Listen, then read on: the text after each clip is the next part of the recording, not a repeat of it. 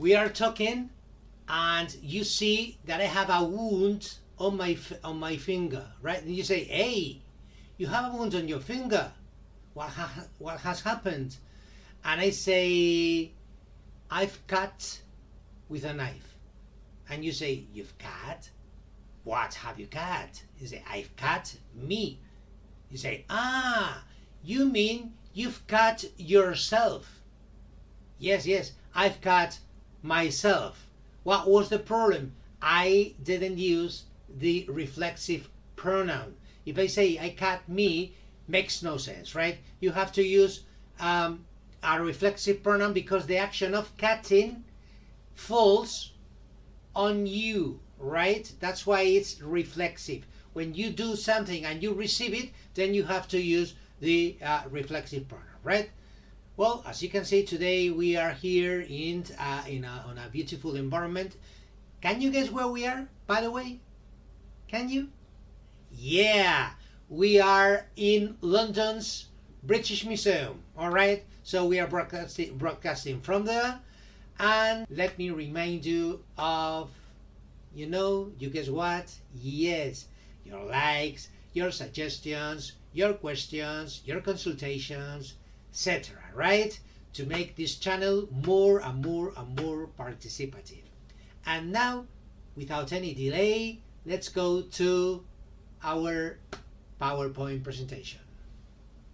And here we are. As you can see, the logo of the channel, Session 5, Reflexive Pronouns, and some examples here just for you to know which the reflexive pronouns are, right? Just to get into contact with them, myself, himself, herself, yourself, themselves, etc., right?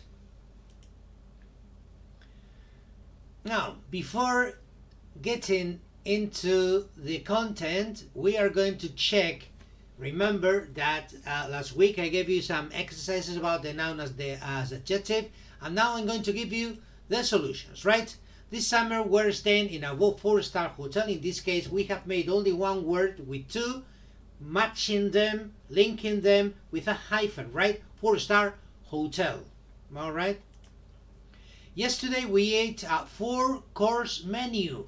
That means a menu that has 4 courses, right? But in this case, course is a noun that is working as an adjective, and for this reason it has no S. Remember that adjectives in English have no S.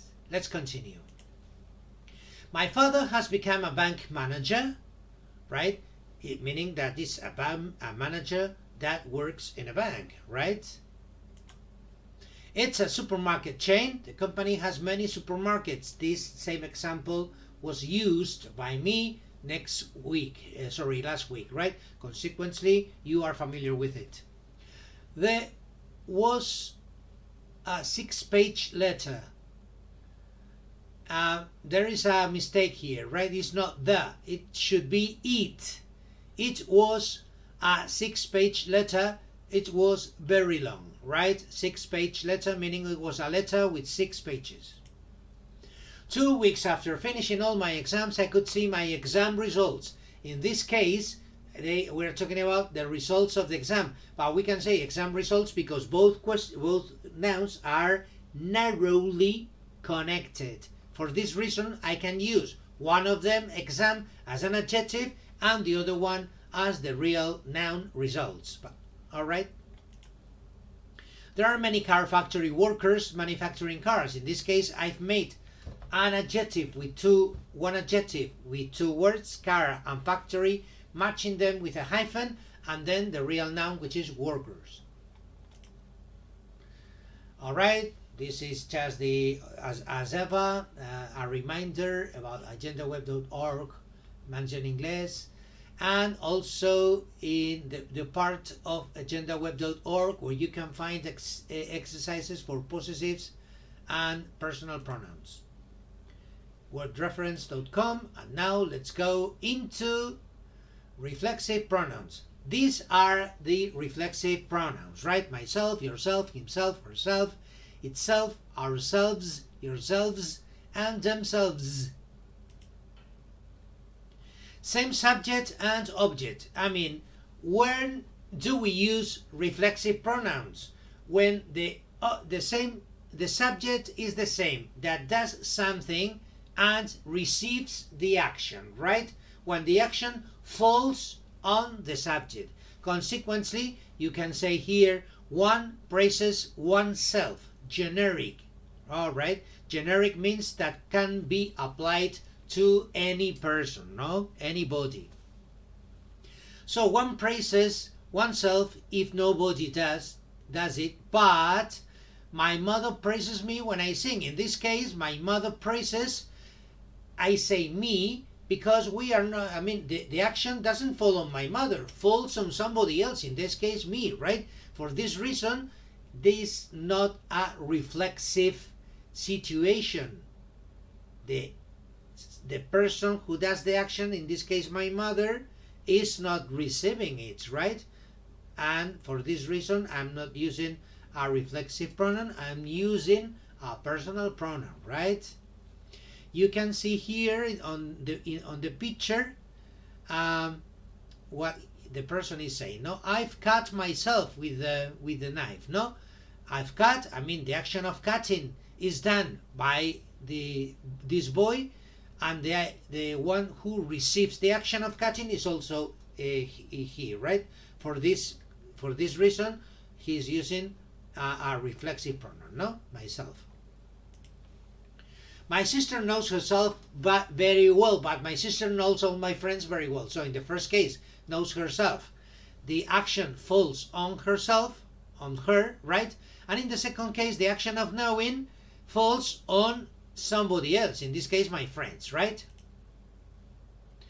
After preposition, what happens when we are working with prepositions? We can also use reflexive pronouns after prepositions, right? For example, celebrities love talking about themselves. In this case, themselves is the subject, celebrities, but there is a preposition that relates talking with the subject, celebrities, right? So talking about themselves. When I win, I pour champagne over myself, right? Over is the preposition that indicates how the action is taking place, and is taking place on the person who is speaking, in this case I. Emphasis on who did the action. Emphasis. You can say we design our clothes, but if you want to highlight that you all of you do it yourselves and no other one does it, right? Then you can emphasize the action by saying we ourselves design our clothes, meaning without any help from anybody, right? Or you can also say we design our clothes by ourselves. My father cooks our birthday cakes himself. What does that mean? That he does it with any help. He is able to cook by himself without anybody helping him, right? This is what you mean when you use himself, myself, emphasizing the fact that you do it without anybody's help. By oneself, on one's own. You can say by oneself, or you can say on one's own. It's the same as we have already seen, but said in a different way. No? For example, if you love cooking, you cook by yourself, or you can say you cook on your own, right?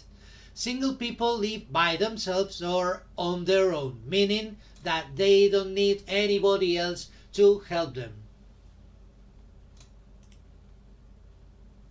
Not after prepositions of place. That means that when we are working with prepositions of place, we cannot use reflexives, right? So, for example, my parents never put their bags behind them, meaning behind my parents, right?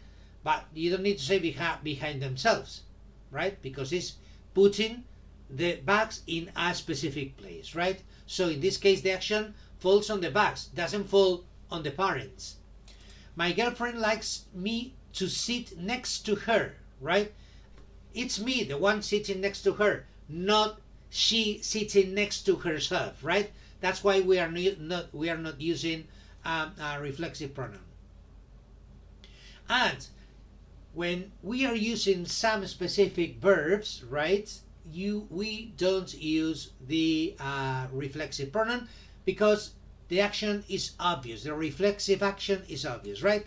So no reflexive pronouns with dress, relax, hurry, wash, shave, open, feel, concentrate, meet, etc. No, this is simply a selection of verbs. There are some more, but this is some of the most frequently used.